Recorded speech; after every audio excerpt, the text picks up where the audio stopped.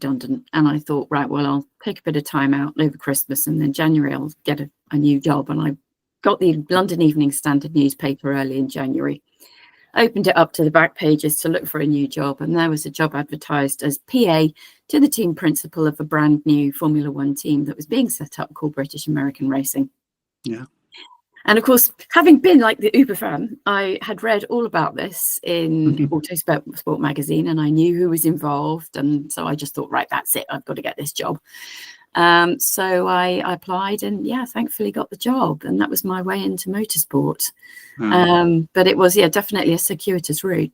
Yeah, and of course, BAR being famous for their dual livery, and then going on. So you obviously started right at the beginning. So what did you find? What did you find at British American Racing on pretty much day one? Well, day one, we didn't have British American Racing. I mean, day one, Craig Pollock and I were working out of his apartment in London that he'd rented.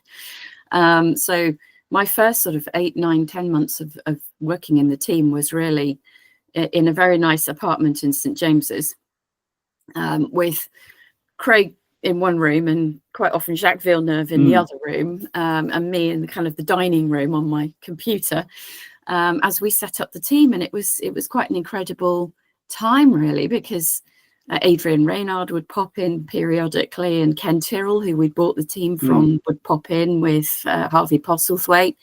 So some of the biggest names of kind of motorsport in that time were in and out. Jacques had just won the world championship, so he was the reigning world champion at the time. So it was very surreal. But slowly but surely, we built the factory in Brackley, which is now obviously the home of Mercedes AMG Petronas. And so I watched that go from just a field with a stream running through it to a fully blown state-of-the-art Formula One factory. And then we built a team, and we built 2 cars, and we went racing. And I think we operated like a startup. We thought we were sort of like a lean, mean racing machine, doing it differently.